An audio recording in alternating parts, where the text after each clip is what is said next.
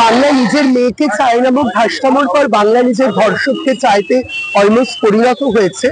লালন রবীন্দ্রনাথের the city of joy has turn into a city of ভয়।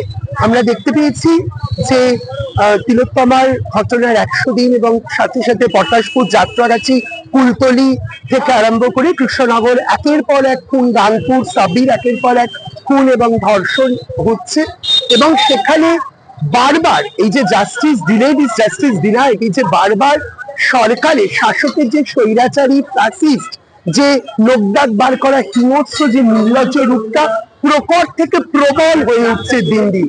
এবং যেভাবে সুমতো কেস করে যেভাবে কেসটাকে ডিফ্রিজের মধ্যে ঢুকিয়ে দেওয়া হলো, তার থেকে আর নির্লজ্জতার কিছু বলা হতে পারে। নাগরিক আন্দোলন ছাড়া সাধারণ মানুষের, যাদের ঠিকই কোনো রাজনৈতিক দলের বাধা নেই, সাধারণ মানুষের নাগরিক আন্দোলন ছাড়া এই ন্যায্য দাবি আদায় করার পথ আছে বলে মনে করি না। কিছুদিন আগে সঞ্জয় রায় যে একমাত্র দোষ সাব্যস্ত হয়েছে এখনো পর্যন্ত, দোষী না, অ্যাকিউজড, মানে কনভিক্টেড হয়, অভিযুক্ত, এখনো দোষী সাব্যস্ত হয়। There is a difference between accused and convicted. শুনুন, এখানে সঞ্জয় কি বলে কি বলে, আসল ঘটনা হচ্ছে যারা প্রকৃত দোষী তাদেরকে চিহ্নিত করে এক্সেম্পলারি পানিশমেন্ট দেওয়া এবং রিফর্মেটরি এক্সেম্পলারি পানিশমেন্ট, নট ক্যাপিটাল পানিশমেন্ট, ফাঁসি নয়, সংশোধনমূলক দৃষ্টান্তমূলক শাস্তির আমরা দাবি রাখছি। পড়ার জন্যই তো এত নাগরিক লড়াই, এত নাগরিক আন্দোলন, সেই জন্যই তো যাতে প্রকৃত দোষীরা চিহ্নিত হয় এবং তারা যথাযথ শাস্তি পায়।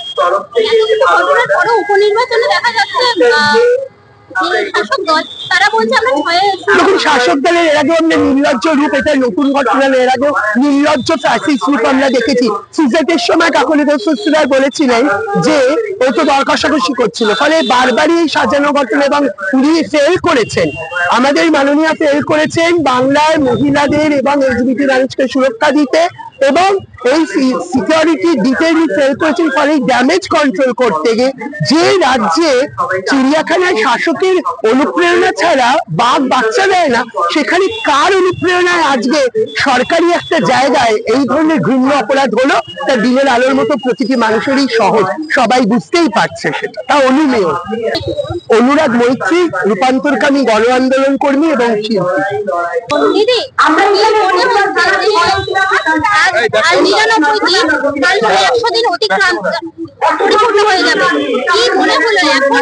বিচারের কোনো আমরা ভালো দেখতে পাচ্ছি না, একদমই না। আমরা একেবারে অনেকেই হতাশ হয়ে পড়েছি, কিন্তু আমরা হাল ছাড়িনি আর ছাড়বো না যতদিন বিচার হয়। শুধু অভয়া বলে না, ভারতবর্ষ না, সারা পৃথিবীর যত মেয়েরা অত্যাচারিত, আমরা তাদের জন্য লড়ছি, আর আমরা লড়বো নিজেদের জন্য, নিজেদের ছেলে মেয়েদের জন্য, নিজেদের বাচ্চার জন্য, সমাজ পরিবর্তন করার জন্য আমরা লড়ে যাচ্ছি। অভয়া একটা ইস্যু, অভয়া দিয়ে শুরু হয়েছে, আর এই আন্দোলন আমাদের শেষ হবে না যতদিন না আমরা সমাজ পরিবর্তন করি।